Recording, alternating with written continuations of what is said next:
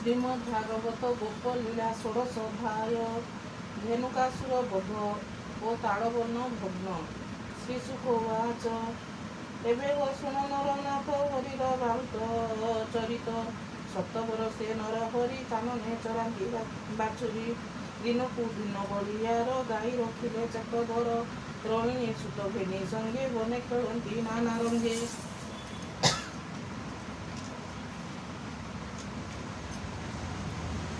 ଦିନେ ଯେ କୃଷ୍ଣ ବେଣୁ ନାଦେ ବାଳୁକ ମିଳିଲେ ଆନନ୍ଦେ। କୃଷ୍ଣଙ୍କୁ ଘେନି ଗୋପ ବାଳେ ବେଣୁ ବଜାଇ କୁତହଳେ।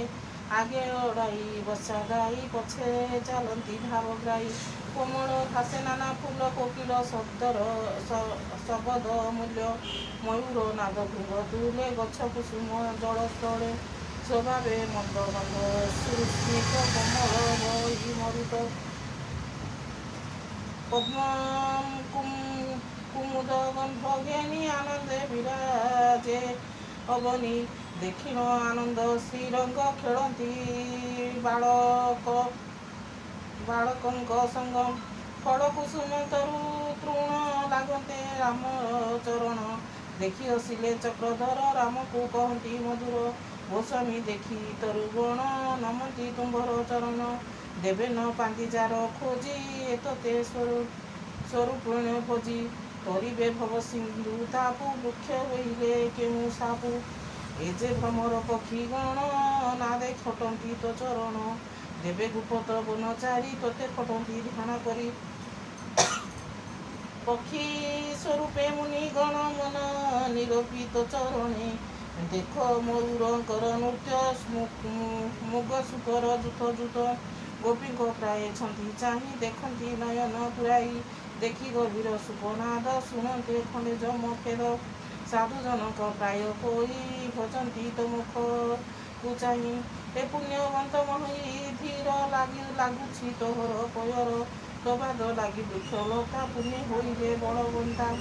ନଦୀ ପର୍ବତ ଖଗମୁଗ ନିଶ୍ଚୟ ଲଭିଲେ ମୁଖ୍ୟ ଯୋଗ। ହେମନ୍ତ ରାମକୁ ଦେଖାଇ ମିଳିଲେ ନଦୀ କୂଳେ ଯାଇ। ଗାଈ ଚରାନ୍ତି ବେଣୁ ଗାଈ ଆନନ୍ଦେ କେ ପାରିବ କଇ। ଗୋପାଳ ପୁତ୍ରେ ଗୀତ ନାଦେ ଶ୍ରୀକୃଷ୍ଣ ନାଚନ୍ତି ଆନନ୍ଦେ। ଗୋପ କୁମରଙ୍କୁ ପ୍ରଶସ୍ତି ମୁରଲି ନାଦେ ବ୍ରହ୍ମ ରାଶି।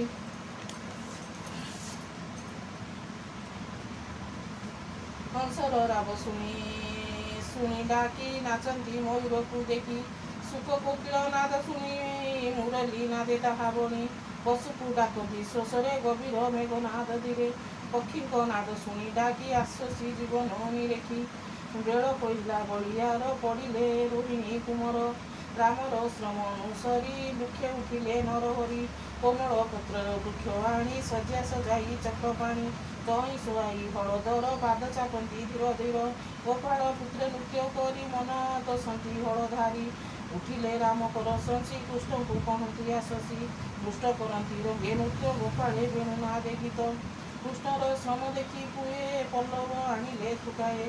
ବୃକ୍ଷର ମୂଳେ ଶଯ୍ୟା କରି ତହୁଁ ଶୁଆଇଲେ ମୁରାରୀ। ଜାଲରେ ଦେଇ ଶୀର୍ଷ ସ୍ଥାନ କେ ବସି ଚାପନ୍ତି ଚରଣ। ପତ୍ର ଛିଞ୍ଚନ କରି ବିଞ୍ଚି କେ ପାଣି କୃଷ୍ଣ ଦେହ ଛିଞ୍ଚି। ଶୋଷରେ କରେ ଗୀତ ରସ ଜଣେ ହୋଇବ ମନ ତୋଷ। ହେମନ୍ତ ଗୋପାଳଙ୍କ ସଙ୍ଗେ କୃଷ୍ଣ କ୍ରୀଡ଼ନ୍ତି ନାନା ରଙ୍ଗେ। ସୁଦାମେ ନାମ ଗୋପେ ସୁତ କୃଷ୍ଣର ମିତ୍ର ଯେ ଯୁଗତ। ସୁବଳ ସ୍ତୋକ କୃଷ୍ଣ ଆଦି ହେମନ୍ତ ନାମେ ପରିଶୁଦ୍ଧି। ରାମ ଗୋବିନ୍ଦ ମୁଖ ଚାହିଁ କହନ୍ତି ଶିରେ କର ଦେଇ। ଓ ରାମ ଶୁଣ ସାବଧାନେ ଆଗେ ଯେ ଦିଶେ ତାଳ ବନ। ସୁଫଳ ଫଳ ରସମୟ ଦେଖି ଲୋଭିତ ଦେବରାୟ।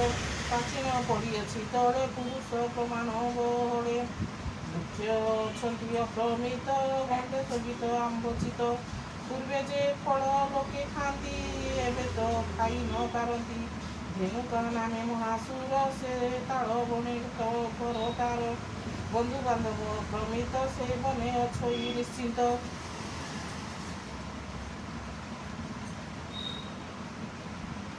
ତାହାର ତ୍ରାସେ ଲୋକ ଡରି ତିନି ଯୋଜନେ ପଡ଼େ ହୁରି। ଦେବ ତରନ୍ତି ତାର ନା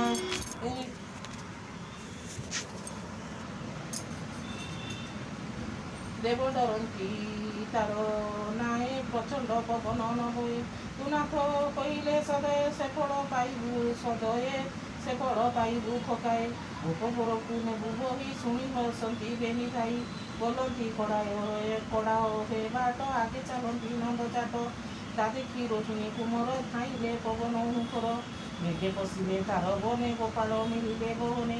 ରୋହିଣୀ ସୁତ ଆଗ ହୋଇ ବୃକ୍ଷକୁ ଦେଲେ ଦୋହଲାଇ ଫଳ ତୋଳନ୍ତି ବୃକ୍ଷ ଚାଳି ଘୋର ଶବଦେ ମହାବଳୀ ଫଳ ତୋଳନ୍ତି ବୃକ୍ଷ ଚାଳି ଘୋର ଶବଦେ ମହାବଳୀ। ବୃକ୍ଷରେ ବୃକ୍ଷ ଦେହ ଲାଗି ସକଳେ ପଡୁଛନ୍ତି ଭାଙ୍ଗି ଫଳ ପଡ଼ିଲେ ସବୁ ଝରି ପବନ ମେଘ ଘଡ଼ଘଡ଼ି। ଶୁଣି ଧନୁକା ପର ଯୋଡ଼ି ବେଗେ ଧାଇଁଲା ମହାବଳୀ ବାଜିଲା ଦେଖି ତାଳ ବନ ଅସୁର କଲା ଘୋଷଣ ଶବଦେ ଅପନି କମ୍ପିଲା ରାମର ନିକଟେ ମିଳିଲା। ବେଦୀ ଚରଣେ ନେଇ ବେଗେ ପିଟିଲା ହଳଦର ଅଙ୍ଗେ ତକ୍ଷଣେ ପଛ ଘୁଞ୍ଚା ଦେଇ ପୁଣି ମାଇଲା ପାଦ ନେଇ ସ୍ୱଭାବେ ଗଭୀର ଶବଦ କରି ମାରିଲା ବେନି ପାଦ। ଅନନ୍ତ କୋପେ ଗୁରୁତର ଆକର୍ଷି ଧରିଲେ ପୟର ବେନି ଚରଣ ଧରି ପରେ ବୁଲାଇ ପିଟିଲେ ବୃକ୍ଷରେ ପରେ ଧରତେ ହଳଧର ଜୀବନ ଛାଡ଼ିଲା ଅସୁର ତାର ସଙ୍ଗତେ ମୃତ୍ୟୁପିଣ୍ଡ ମାରି ପଡ଼ିଲା ଭୂମିଖଣ୍ଡ। ତାର କୁଟୁମ୍ବ ବନ୍ଧୁ ଯେତେ ସ୍ୱଭାବେ ବଳ ପ୍ରମିତେ ନାଇଲେ ଅତି ଖରତରେ ମିଳିଲେ ରାମର ଛାମୁରେ ବୁଝିଲେ ଘୋରନାଦ କରି ମାରନ୍ତି ପାଦ ଚାରି ଚାରି ଦେଖି ଯାଇଲେ ହଳଧର ମଙ୍ଗଳ ଧ୍ୱନି ସୁରପୁର ପଛ ଚରଣ ପରେ ଧରି ବୁଲାଇ ଅନ୍ତରାଳ କରି ଏକୁଆର କେ ପ୍ରହାରିଲେ ଅନେକ ଅସୁର ମାଇଲେ। ଅସୁରଙ୍କର ଦେହ ସଙ୍ଗେ ଢଳି ପଡ଼ିଲେ ଭୂମି ଭାଗେ ମେଘ ଆକାଶ ବେଗେ ବ୍ୟାପି ଅସୁର ଦେଖେ ବନ ଚାପି ଦେଖି ସାନନ୍ଦ ଦେବତାଏ ଘରକୁ ଆଣିଲେ ଠକାଏ। ସେଦିନୁ ଗୋପ ନର ନାରୀ ନିର୍ଭୟେ ତାଳ ଭୋଗ କରି ସେବନେ ଚରାଇଲେ ଗାଈ ନିଶ୍ଚିନ୍ତେ ସିଙ୍ଗା ବେଣୁ ବାଇ। ଦିନ ଅନ୍ତରେ ଗୋପେ ଆସି ଗୋପୀଏ କୃଷ୍ଣଙ୍କୁ ବଂଶୀ ଗୋପ ବାଳକ ମଧ୍ୟ ଥାଇ ରଙ୍ଗେ ନାଚନ୍ତି ବେନି ଭାଇ ଗୋବର ଭୂଷଣ ଶରୀରେ ଗୁଞ୍ଜ ମୟୂର ପୁଚ୍ଛ ଶିରେ ଉଦେ ଲମ୍ବରୀ ବନମାଳ କନ୍ଦେ ସୁରଙ୍ଗ ତାଳ ଫଳ।